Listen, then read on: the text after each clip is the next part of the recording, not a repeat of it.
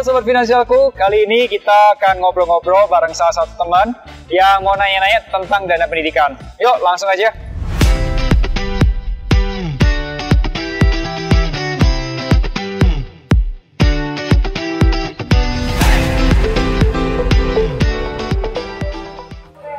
Halo Tita. Hai Vin.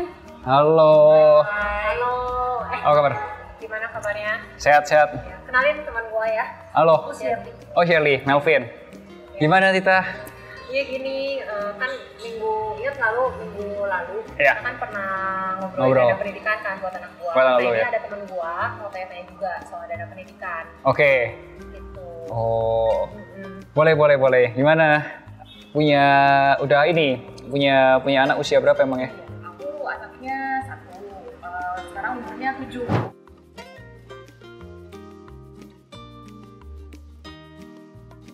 Berencana punya dedek lagi? Enggak. Oh, enggak. Aliran kita. Oh, gitu ya, satu aja cukup ya? Oke, nah ini mau nyiapin dana pendidikannya? Betul, saya Oh. tuh penasaran karena biasanya emang nggak mempersiapkan apa-apa soal dana pendidikan. Nah, kemarin ngobrol sama kita, katanya ini sesuatu yang penting juga ya, Taya? Iya sih penting. Soalnya Oh. kan kalau itu pasti ada inflasi segala macam. Kalau misalnya kita nggak siapin kan aku kaget gitu kitanya. Ini sih, harga sekolah sekarang mahal banget kan? Lumayan, meres kantong juga sih, terasa banget. Ya makanya kemarin udah kita jelasin itu, wah ini kayaknya sesuatu yang penting. Aku kan nggak tahu sama sekali. Iya. Suami juga nggak tahu, ya pengen cari-cari ilmu lah. Kalau dulu masa SD berapaan sih? Masuk SD ya, Ah. 20 juta. Oke, sekarang ponakanku masuk TK tuh 17. TK ya, Lumayan ya. ini SD masuk SD tahun lalu 20 juta gitu. Tapi di sekolah lain ada yang lebih murah, ada yang lebih mahal. Swasta tapi ya? Ya saya swasta, Internasional nggak? enggak. Enggak ya? Kalau anak lu juga segitu? Sekitar segitu. Kemarin masuk PG itu 22 kalau nggak salah. Oh, PG 22? Iya. ya. Ah.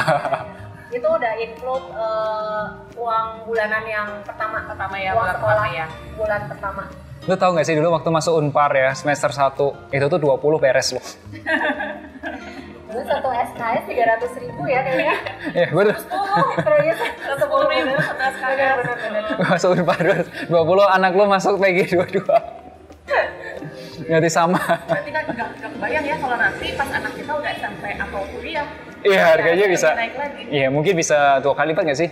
Lebih ya kayaknya ya? Kayaknya lebih sih, kayaknya lebih. Iya, lebih sih Kemarin ya. yang lo hitungin itu lebih banget sih. Lebih banget ya. Iya. Soalnya kebayang juga ya itu sekolah, jangankan sekolah pas dari biaya melahirkan pun tahun saya melahirkan sama tahunnya Tita naiknya lebih jauh. Oh ya, Iya. duluan lo. Duluan saya, Oh. masih waktu itu saya kenanya di 23 juta, yang kita pasti beda lagi. 23 itu normal atau sesar? Normal. Oh. Waktu itu Oh, wow. tahun saya melahirkan 23 juta normal, kelas 1. Kalau untuk sesarnya 30 jutaan. Oh, wow. Tahun gua tuh sesar 35. Oh, udah naiknya jauh Udah ya naik kan? jauh ya. Ponakanku sesar. Total setahu 50 Iya ya. Tergantung rumah sakit sih sebenarnya. dan tahun kelahiran. Dan tahun kelahiran. Betul. Jadi Oke. gimana yang soal dana pendidikan itu jadinya lu pengen tahu yang buat apa nih? Ya, lu pengen nyiapin investasinya atau nyiapin apanya rencananya gitu? Atau lu pengen tahu dari basicnya gitu? Ya boleh tahu dari basicnya. Dari Iya, basicnya ya karena benar-benar nggak tahu sama sekali. Terus tadi lu bilang tentang inflasi juga, ya aku baru nyadar gitu. Gimana? Ya udah tolong ngajarin. Ya, gue gambar-gambar aja mungkin ya, biar gampang ya. Boleh. Gue gambar-gambar. Kalau di kita di Finansialku itu kalau nyiapin dana pendidikan itu tuh ada 5 cara, ada 5 step. Ada 5 step. Gue tulis kebalik ya. Iya. Ada 5 steps. Nah, itu tuh yang pertama, itu tuh kita perlu tahu dulu nih harganya berapa. Karena kan kadang-kadang kalau misal lu sekolah ada nasional plus, internasional gitu ya. Iya. Itu kan beda-beda kan, kayak kelasnya beda-beda gitu. Nah, itu tuh gue perlu tahu harganya berapa dulu. Nah, biasanya ini gampang karena orang tua biasanya punya patokan dari teman atau bisa nanya ke sekolah gitu. Yes. Nah, kalau lu sudah tahu harganya, mungkin nih kalau anak lu kan sekarang SD, berarti nanti ada SMP.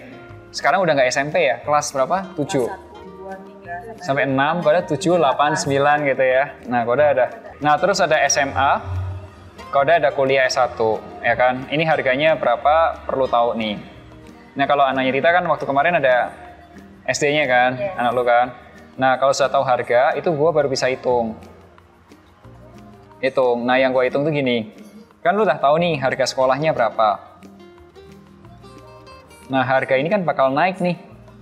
Kayak lu bilang tadi, istilah lu inflasi gitu. Nah, ini kan naik nih. Misal harga SMP sekarang katakanlah masuk 20 juta gitu. Nah, nanti pas waktu anak lu masuk SMP, bisa jadi SMP yang sama nih ya, bisa jadi 20 jutanya udah naik. Nah, nanti gue hitung dulu nih harganya berapa. Nah, kalau sudah sebagai orang tua, punya tabungan berapa nih khusus buat si dana pendidikan. Gitu. Lu sudah punya berapa sekarang? Nah, nanti setiap bulannya lu bisa invest berapa atau bisa nabung berapa tiap bulannya. Nah setelah itu, nanti gua dari sini gua hitungin. Nih, oh ternyata harganya yang sekarang 20 juta untuk SMP katakanlah bisa naik ke 30 juta. Nah, sekarang katakanlah tabungannya sudah ada berapa nih? 50 juta. Tapi 30 juta kan uang masuknya doang, belum yang bulanannya kan. Katakanlah sampai total, sampai selesai butuh 100 gitu. Sekarang udah ada 50 juta. Nah, kita perlu nambah nggak sih investasi bulanannya? Nah, nanti gue hitungin. Nah, ini namanya perencanaan dana pendidikan anak. Nah, terus kemudian yang penting nih ya adalah asuransi dulu. Kenapa? Ini asuransinya beda sama asuransi pendidikan zaman dulu. Nah, asuransi yang di sini itu maksudnya gini. Kita kan orang tua nih, punya anak usia sekolah, ya kan? Kalau sampai terjadi sesuatu sama kita orang tuanya, nih anak siapa yang nyekolahin? Nah, pilihannya ada dua. Antara kitanya sekarang uangnya sudah ready, depositoin aja. Kalau uangnya belum ready, mendingan beliin asuransi jiwa aja buat orang tuanya, bukan buat anaknya. Gitu. Pokoknya ada apa-apa, kayak kasus yang artis itu, yang ditabrakan di jalan tol gitu, anaknya rebutan gitu. Nah, ini tuh asuransinya ada. Tuh. Nah, baru ngomongin investasi. Nah, baru nih produknya apa yang cocok nih sesuai sama kebutuhan. Karena kan kalau masuk, katakanlah sekarang anak usia 7 tahun, ya kan? Berarti masuk SMP itu sekitar usia mungkin 12 tahun. Berarti 5 tahun lagi. Kalau masuk SMA berarti masih 8 tahun lagi. Kuliah berarti masih 11 tahun lagi gitu. Ini kan periodenya panjang ya, maksudnya dan beda-beda gitu. Nah, jadi kayak hitungannya tuh produknya kan beda-beda. Nah, setelah diinvestasi, itu biasanya kalau gue sama finansialku, planner, kita review. Contoh gini, gampangnya gini. Sekarang ini kan ceritanya lagi rame nih, Rusia, Ukraina ribut, kondisinya nggak menentu, dan lain sebagainya kan. Tapi kan 5 tahun lagi bisa beda ceritanya. 7 tahun lagi beda lagi. 8 tahun lagi beda lagi kan. Makanya itu kayak kita tuh perlu review, ngikutin tiap bulannya paling nggak sejam sekali lah ketemu ngobrolin, ini loh investasinya udah jalan segini, oh ini yang masih harus direvisi atau perlu tambah dan lain sebagainya. Ini tuh penting banget. Nah, biasanya dengan 5 ini itu tuh dana pendidikan tuh bisa ke cover paling nggak. Termasuk kalau misal rencana, misal wah ternyata S1-nya mendadak si anak pengen kuliah luar negeri atau pengen apa gitu. Nah, itu bisa di adjust juga di situ. Berarti di-adjust di tengah-tengah tuh bisa banget ya?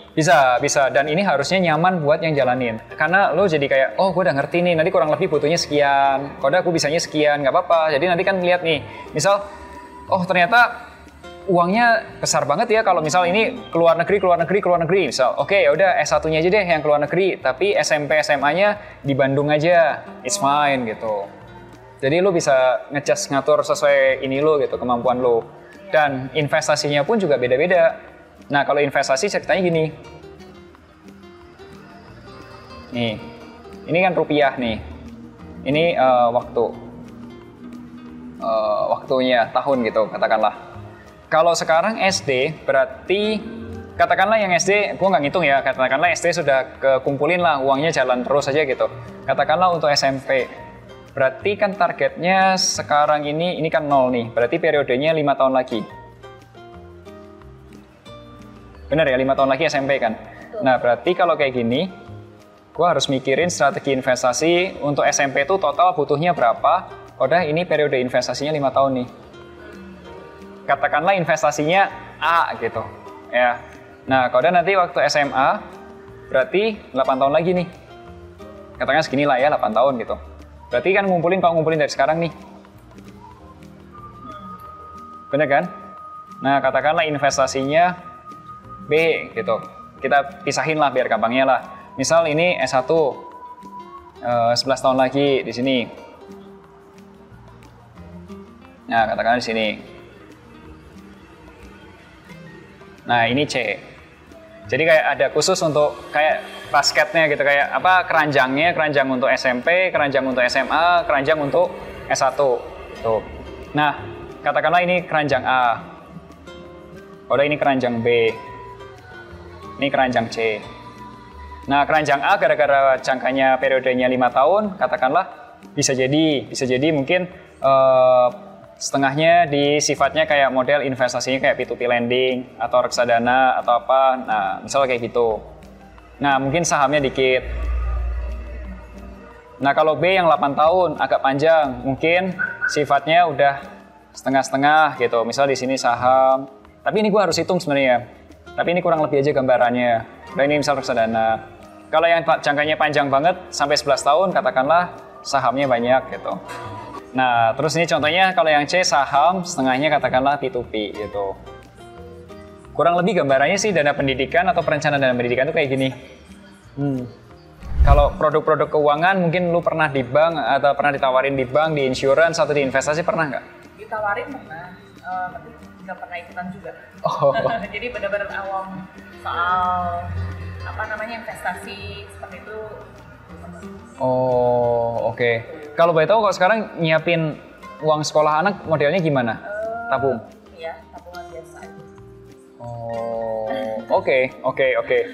Amazing sih, karena kalau biasanya kalau yang zaman dulu ya orang tua kita zaman 20 tahun lalu gitu, itu mungkin kan produk belum banyak kayak sekarang. Bank aja jualannya mungkin dulu ya paling deposito gitu kan ya. Iya. Jadi kayak ginian tuh belum banyak gitu. Nah sekarang itu tuh karena sekolahnya itu sudah macam-macam, bahkan bisa ke luar negeri, makanya sih itu pentingnya kalau kita nyiapin. Apalagi kalau anaknya ya mau jadi dokter. Benar. Harganya mahal banget. Dokter mahal banget. Mahal banget. Ya, itu harus disiapin. Kemarin sebenarnya gue agak masih kurang paham yang soal ini nih, yang harus dibagi kan. Ada yang reksadana, P2P lending, sama saham itu kita harus baginya berdasarkan apa sih? Kenapa lu rencananya kayak gini gitu? Oh, kalau gue nih ya, membaginya itu berdasarkan salah satunya periode investasi ini. Kalau ada kemampuan investasi bulanan lu berapa rupiah? Kalau ada lu nyaman nggak? Jadi lu harus dikenalin satu-satu nih. Oke, kayak ibaratnya, nih kalau lu cobain reksadana bentar ya dikit, oh nyaman. Karena kayak orang renang beneran, jadi bertahap di kolam yang pendek banget, lu merasa aman, terus kalau udah pelan-pelan sampai lu bisa pindah ke kolam yang lebih besar. Nah, kalau udah nyaman reksadananya, aku kenalin yang berikutnya nih, yang modelnya peer-to-peer lending. Nah, nanti saham juga aku kenalin juga macam-macam nih, tapi pelan-pelan gitu, sampai lu merasa nyaman, baru deh ini bisa bergerak semua. Gitu. Jadi emang sih untuk awal-awal mungkin kelihatannya wah tinggi banget gitu, tapi begitu lu coba atau klien-klien gue coba, biasanya sih santai aja. Oke. Itu kalau misalnya mau invest yang seperti ini ya, berarti kan harus ada uang lebih untuk disimpan ya? Iya. Nah, kalau misalnya kondisinya nggak ada, susah juga ya? Susah, investasi itu butuh uang, kalau uangnya nggak ada susah. Susah kan? Ya harus tambah pemasukannya dulu. Atau kalau misalnya nggak tahu ini tergantung ini ya, tergantung tipe pemasukan sih. Kalau misalnya pemasukannya tipenya yang kayak proyekan gitu, sekali dapat gede mungkin bisa gitu. Ya itu memang bisa dua tipe. Kalau yang tipikal proyekan yang gede gitu, ya berarti sistemnya tuh hitungannya tahunan gitu. Karena kan kalau namanya proyekan kadang-kadang dalam setahun tuh ada yang lagi rame, ada musim rame, ada musim yang lagi nggak ramenya kan. Nah pas musim ramenya tuh ngejar. Ya.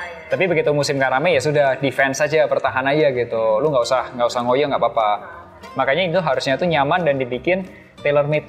Jadi tiap orang, tiap mami akan beda nih plannya. Gitu. kita siapin kalau misalnya paling panjang berarti ini ya makin santai gitu ya berarti ya? Ya, lo bisa katakanlah biasanya nih ya, orang-orang kalau di sini tuh biasanya nih ya, kalau di Bandung itu kurang lebih di sini agak gede. Ini bisa 2 jutaan per bulan. Di sini tuh sekitar 1,5 sampai 1,8. Di sini tuh sekitar 1-an lah. Karena itu yang paling lama. Iya. Karena periodenya kan dari 2022 sampai sini masih 11 tahun. Tapi kalau ini lebih pendek. Kalau ini pendek gitu. Yang cilaka adalah kalau nggak nyiapin. Tiba-tiba, besok udah masuk SMA. Tiba-tiba besok 3 tahun lagi udah langsung kuliah gitu. Itu terlalu mepet, biasanya ribet.